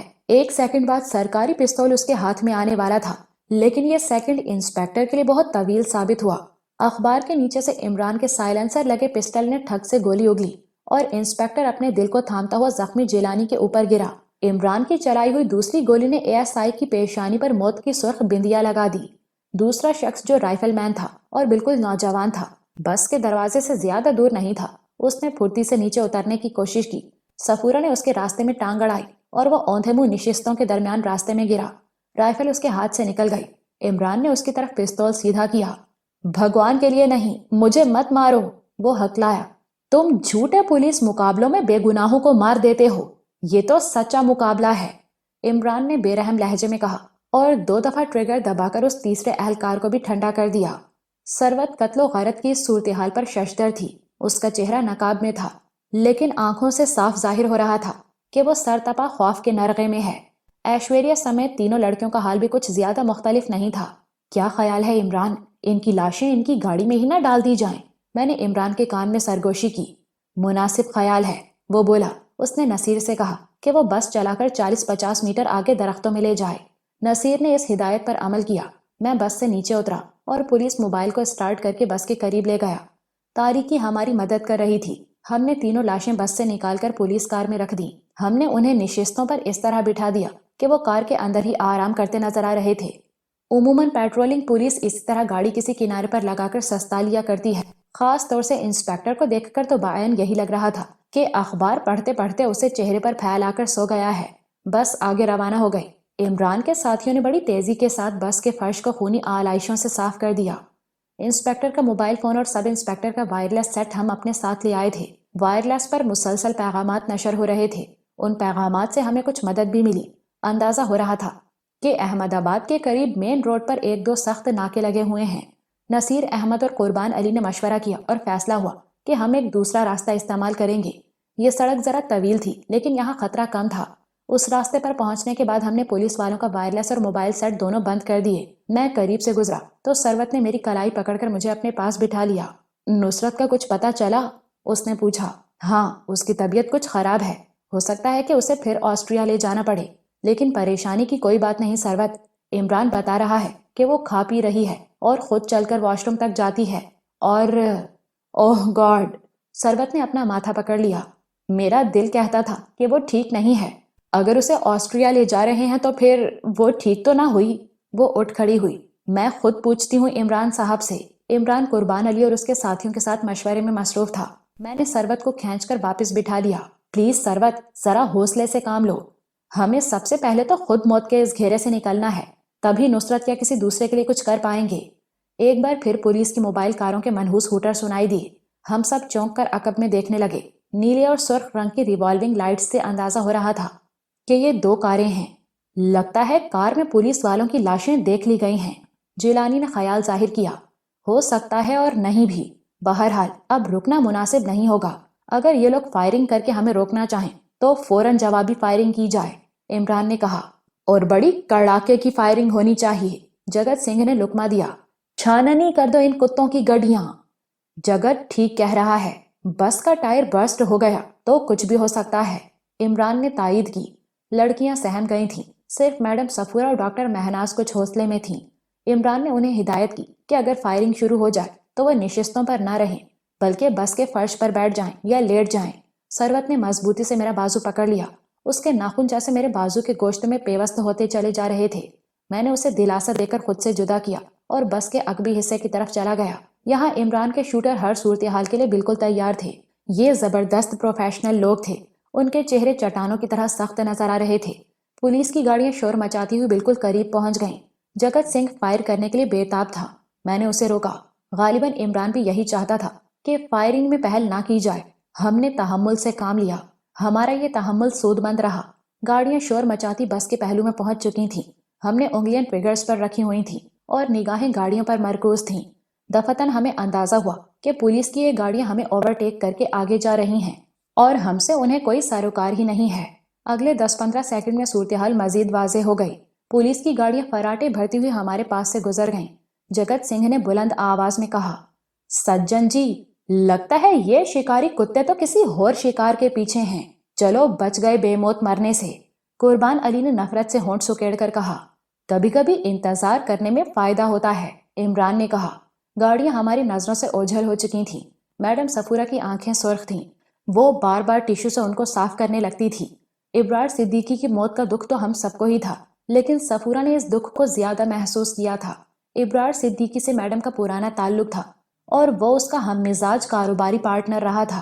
وہ بانڈیل اسٹیٹ سے چند ماہ پہلے ہماری ہی طرح بچ کر نکل آیا تھا، لیکن مورتی کی نحوست اپنے ساتھ لے آیا تھا اور آج رات یہی نحوست اس کی جان لے گئی تھی۔ ہمیں افسوس تھا کہ ہم ابرار اور پورب کمار کی لاشوں کو اسپورٹس کمپلیکس میں چھوڑ آنے پر مجبور ہو گئے تھے۔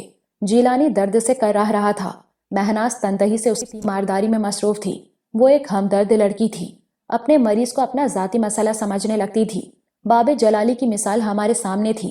باب جلالی جیسے بوڑھے اور غسیلے شخص کے لیے ڈاکٹر مہناز نے بے مثال وفاداری کا مظاہرہ کیا تھا اور اس سے کیا ہوا وعدہ نبھانے کے لیے بہت سی مصیبتیں جھیلی تھیں۔ اب پھر اسے امید تھی کہ وہ اپنے شوہر سہراب جلالی سے مل سکے گی۔ اب دن کا اجالا پھیلنا شروع ہو گیا تھا۔ گو مطلع گرد آلود تھا اور جھکڑ چل رہے تھے۔ ہم گاندھی نگر کی وسیع آبادی کو بائی پاس کرتے ہوئے شمال مغرب کی طرف بڑھتے چلے جا رہے تھے۔ ہماری منزل تھر پارکر کا سرحدی علاقہ تھا۔ عمران کا کہنا تھا کہ ہم بارڈر کے ایک خاص پوائنٹ سے بآسانی گزر سکتے ہیں اور پاکستانی علاقے میں داخل ہو سکتے ہیں۔ وہ اس سے پہلے بھی اسی طرح کئی مصیبت زدہ پاکستانیوں کو انڈیا کی حدود سے نکال کر حفاظت سے پاکستانی سرزمین تک پہنچا چکا تھا۔ تھر پارکر کا یہ راستہ اس کا اور اس کے ساتھیوں کا دیکھا بھالا تھا۔ عمران نے مجھے وضاحت سے نہیں بتایا تھا، لیکن یہاں اس کے کچھ ایسے سورسز موجود تھے جو اس کی مدد کرنے کا تجربہ رکھتے تھے۔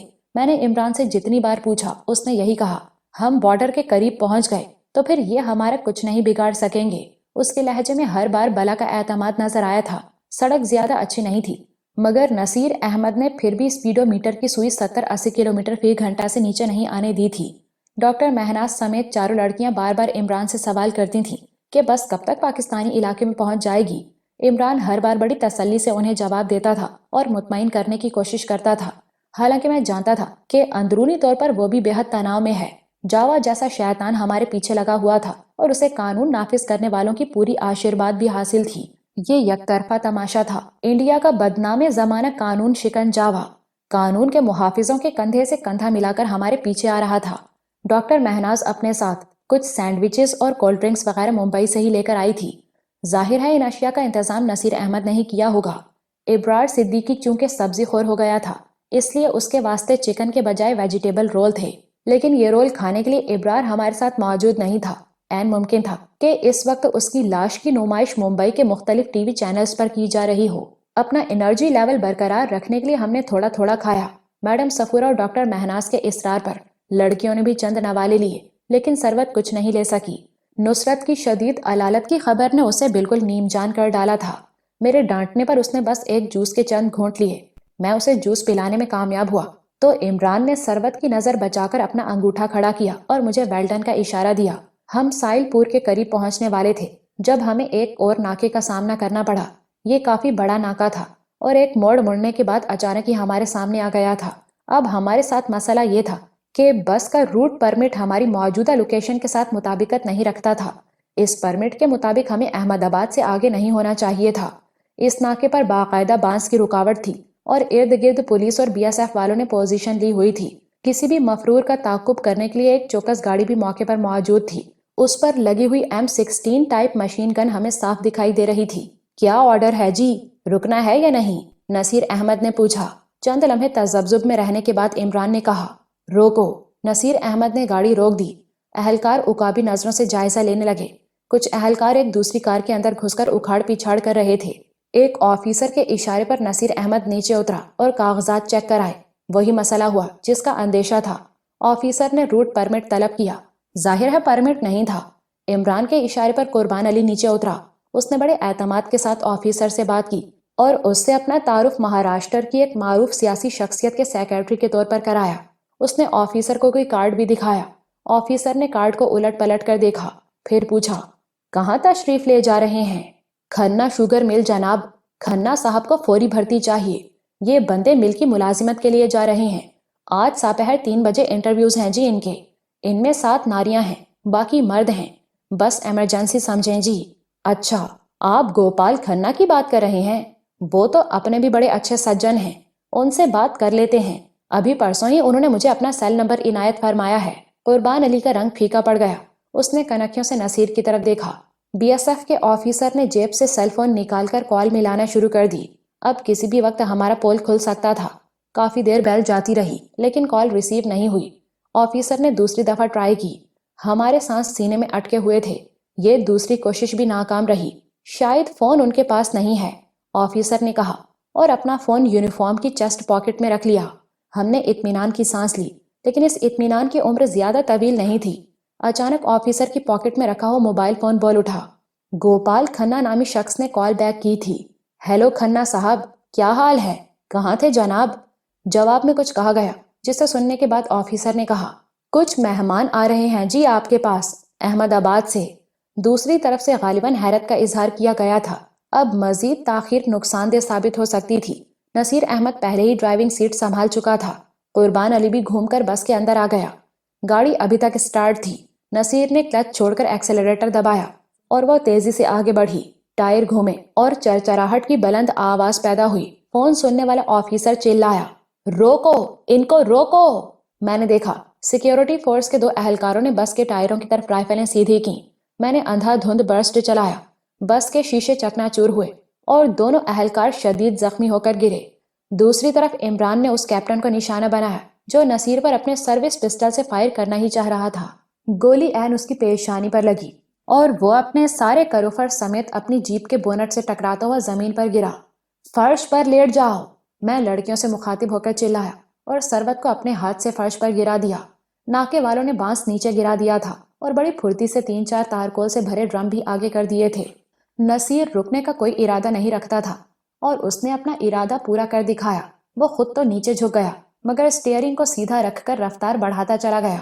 ہم پر رائفلیں سیدھی ہو رہی تھیں۔ میں نے ایک اور برسٹ چلایا اور پھر خود کو اوندھے منہ بس کے فرش پر گرا دیا۔ بس رکاوٹوں سے ٹکراتی اور انہیں توڑتی ہوئی نکل گئی۔ درجنوں گولیاں اس کی باڈی میں پیوست ہوئیں۔ کئی کھڑکیوں کے شیشے ٹوٹے۔ ہم میں سے ایک کے سوا باقی سب فرش پر لیٹ گئے تھے۔ یہ شخص بدستور کھڑا رہا تھا اور اس نے جوابی برسٹ بھی چلائے تھے۔ یہ جگت سنگھ تھا۔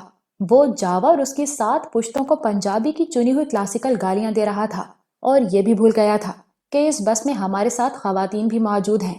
اس کا جوش اور غیظ و غضب دیدنی تھا۔ بس میں عجیب سی تھر تھراہٹ جاگ گئی تھی۔ یہ کیا ہوا ہے؟ میں نے نصیر سے پوچھا۔ لگتا ہے کہ پچھلے ٹائر میں گولی لگ گئی ہے، اس نے بری خبر سنائی۔ کچھ دیر بعد اندازہ ہوا کہ ٹائروں کے جوڑے میں سے گولی ایک ٹائر میں لگی ہے، دوسرا محفوظ ہے اور گاڑی کو رواں رکھے ہوئے ہے۔ میں اتحیات کے انداز میں فرش پر بیٹھا تھا۔ آٹومیٹک رائفل میرے ہاتھ میں تھی۔ سروت تعجب سے میری طرف دیکھ رہی تھی۔ اس کی خوبصورت آنکھوں میں نمی تھی۔ وہ جیسے خاموشی کی زبان میں مجھ سے کہہ رہی تھی، آپ کتنے بدل گئے تابش! مجھے اپنی آنکھوں پر بھروسہ نہیں ہوتا۔ میں نے کبھی سوچا بھی نہیں تھا کہ آپ کے ہاتھوں میں پھولوں، نظموں اور تصویروں کے بجائے رائفل ہوگی اور آپ اپنے ہی جیسے انسانوں پر اندھا دھند گولیاں چلائیں گے۔ ہمارے پیچھے 2 گاڑیاں لگ چکی تھیں۔ وہ تیزی سے درمیانی فاصلہ کم کر رہی تھیں۔ ان کا نزدیک آنا ٹھیک نہیں تھا۔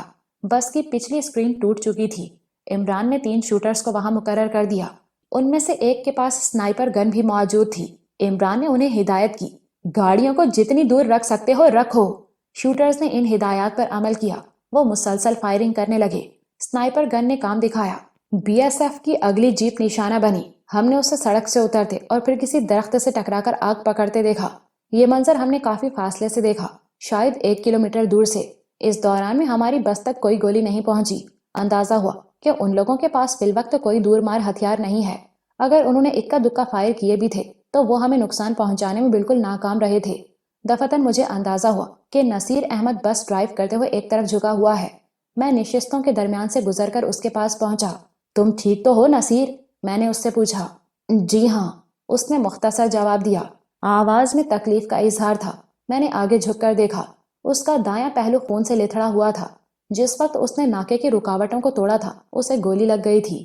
عمران! میں نے پکار کر کہا۔ عمران اور ڈاکٹر مہناز دونوں میری طرف لپک آئے۔ نصیر زخمی ہے، میں نے اطلاع دی۔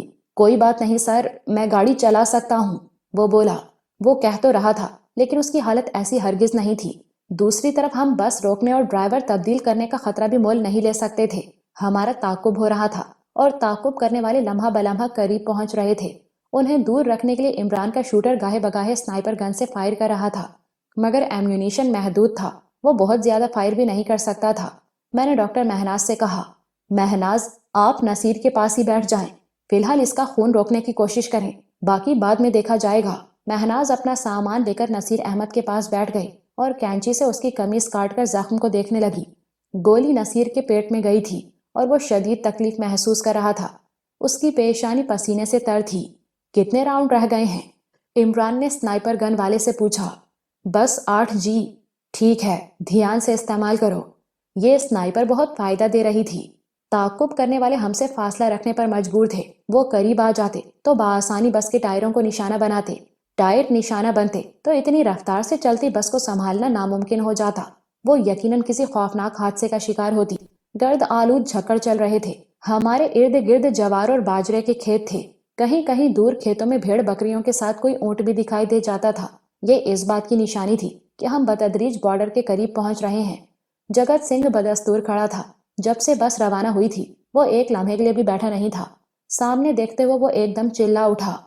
बादशाहजादे, आगे देख, कुत्तों ने रास्ता बंद कितना होया है। मैंने देखा। तकरीबन 300 मीटर दूर एक बैलगाड़ी और एक जीप को सड़क के दरमियान लाकर रास्ता ब्लॉक कर दिया गया था। इर्द गिर्द बीएसएफ वालों की वर्दियां नजर आ रही थीं। जाने दो, इमरान ने कहा। इमरान ना भी कहता तो नसीर रुकने वाला नहीं था। उसने रफ्तार कुछ और बढ़ा दी। हम नीचे झुक गए और मुख्तलिफ चीजों पर अपनी गिरफ्त मजबूत कर ली। मैंने सरवत को अपनी बाहों में जकड़ा हुआ था। बस को जोरदार झटका लगा। वो एक धमाके के साथ रुकावटों से टकराई। विंड स्क्रीन चकनाचूर हो गई। मैंने चारे से लदी हुई बैलगाड़ी को उलटकर खेतों में गिरते देखा। गाड़ी पर फायरिंग हुई। जवाब में इमरान के शूटर्स ने भी भरपूर जवाब दिया। कोशिश के बावजूद नसीर गाड़ी को सड़क पर ना रख सका। वो कच्चे में उतर गई और बेतहाशा उछलने लगी। इमरान ने नसीर की मदद करते हुए बामुश्किल गाड़ी को दोबारा सड़क पर चढ़ाया। नसीर का जख्म एकदम खुल गया और खून तेजी से बहने लगा। महनाज ने मायूसी से सर हिलाया। कासिम, तुम गाड़ी ड्राइव करो। इमरान ने एक शूटर को हिदायत जारी की। यस सर, वो सीना तान कर बोला। गाड़ी को रोके बगैर नसीर को ड्राइविंग सीट से हटाया गया और कासिम नामी नौजवान को बिठा दिया गया। आंधी के झक्कड़ अब आजादाना गाड़ी के अंदर घुस रहे थे। बेशतर खिड़कियों के अलावा विंड स्क्रीन भी तकरीबन नापैद थी। डॉक्टर महनाज के कहने पर जख्मी नसीर अहमद को निशिस्तों के दरमियानी रास्ते पर लेटा दिया गया। उसके जिस्म का खून निचोड़ता चला जा रहा था। कुर्बान अली ने आंखों से टेलीस्कोप लगा रखी थी। वो बोला, कम अज कम 4 गाड़ियां पीछे आ रही हैं। 2 पुलिस की हैं, 2 बीएसएफ की। स्नाइपर गन की वजह से वो दूर हैं। स्नाइपर के कितने राउंड रह गए? इमरान ने पूछा। सिर्फ 4 जी। अब जरा वक्फा दो, हमें इन गोलियों की सख्त जरूरत है, इमरान ने कहा। लेकिन वो करीब आते जाएंगे, गनमैन ने कहा। ये रिस्क तो लेना ही पड़ेगा। अगला आध घंटा काफी आसाब शिकन था। ताकुब वाली गाड़ियां करीब आ जाती तो स्नाइपर गन से राउंड चलाना पड़ता था। ऐसे ही एक फायर में बीएसएफ की एक और जीप निशाना बनी और सड़क से उतरकर कपास के खेतों में घुस गई। सारे राउंड फायर हो गए तो ताकुब करने वालों को ज्यादा फासले पर रखना नामुमकिन हो गया। गनमैन के हिसाब से एक राउंड बाकी था, लेकिन वो फायर हो गया था या फिर कहीं लुढ़क कर निशिस्तों के नीचे चला गया था। वो कहीं नहीं मिला। अब अपने ऑटोमेटिक राइफलों से फायरिंग शुरू की, लेकिन ये फायरिंग भी किफायत शुआरी से ही करना पड़ रही थी। दूसरी तरफ से अंधाधुंध गोलियां चल रही थी। अचानक मुझे लगा हमारी बस बुरी तरह लहरा रही है। इमरान ने पुकार कर कहा, ताबी, कासिम को देखो। मैंने पलट कर देखा। ड्राइवर कासिम स्टीयरिंग व्हील पर औंधा पड़ा था। उसकी पुश्त पर कंधों के दरमियान कमीज सुर्ख हो चुकी थी। मैं ड्राइविंग सीट से ज्यादा दूर नहीं था। मैंने लपक कर स्टीयरिंग संभाल लिया। मैडम सफूरा और जगत सिंह मेरी मदद को आए। हमने बस को मुकम्मल तौर पर रोके बगैर मुर्दा कासिम को ड्राइविंग सीट से हटा लिया। अब इसके सिवा कोई चारा नहीं था कि मैं ड्राइविंग संभाल लूं। मैं उस खून आलूद सीट पर बैठा और बस ड्राइव करने लगा। इतनी भारी गाड़ी चलाने का मुझे इससे पहले कोई तजुर्बा नहीं था, मगर जो हालात थे उनमें किसी मंसूबा बंदी के बगैर ही सब कुछ करना पड़ रहा था। मैंने मुड़कर देखा। सरवत का चेहरा बिल्कुल हल्दी हो रहा था। वो जानती थी कि ये ड्राइविंग सीट खूनी सीट बनी हुई है। पहले नसीर अहमद गोली का शिकार होकर यहाँ से उठा था, फिर कासिम की लाश उठाई गई थी। अब मैं यहाँ बैठा था। मैंने अकबनुमा आईने में देखा। ताकुब करने वाली गाड़ियों की तादाद बढ़ती जा रही थी। अब वो काफी नजदीक भी आ गए थे। हम साइलपुर को पीछे छोड़ आए थे और अब रुख बॉर्डर की तरफ था। फिर वही हुआ जिसका अंदेशा मुसलसल हमें कचोके लगा रहा था। बस के पिछले हिस्से में गोलियों की एक बौछार लगी। पहले दाएं तरफ के टायर धमाके से फटे, उसके बाद सारा बोझ बाएं जानिब के इकलौते टायर पर पड़ा और वो भी बर्स्ट हो गया। सरवत समेत लड़कियां चिल्ला उठीं। अब बस को बुरी तरह धचके लग रहे थे। मैं बस को इसी तरह दौड़ाता चला जा रहा था, मगर रफ्तार बहुत कम हो चुकी थी। इस बदतरीन सूरत हाल में मस्बत पहलू सिर्फ यही था कि दोनों अकबी टायर बर्स्ट हुए थे اور بس کے الٹنے کا اندیشہ نہیں تھا۔ بہرحال اس طرح زیادہ دور تک جایا نہیں جا سکتا تھا۔ اب کیا کرنا ہے؟ میں نے عمران سے پوچھا۔ وہ دائیں طرف کچھ نظر آ رہا ہے۔ کیا ہے یہ؟ عمران نے پوچھا۔ جیلانی نے ٹیلیسکوپ میں دیکھا۔ کوئی پرانا ڈاک بنگلہ سا ہے، شاید ریسٹ ہاؤس۔ جیلانی نے اطلاع دی۔ ادھر موڑ لو، عمران نے کہا۔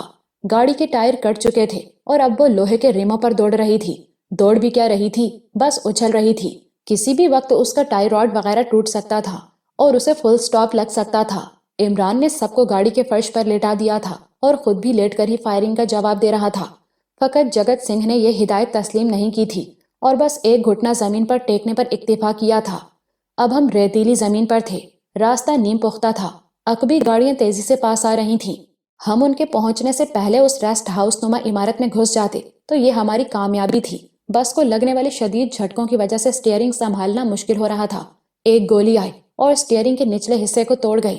کرچیوں نے میرے ہاتھوں کو لہو لہان کر دیا۔ میں کسی نہ کسی طرح گاڑی کو اس کھنڈر نما عمارت تک لے آیا۔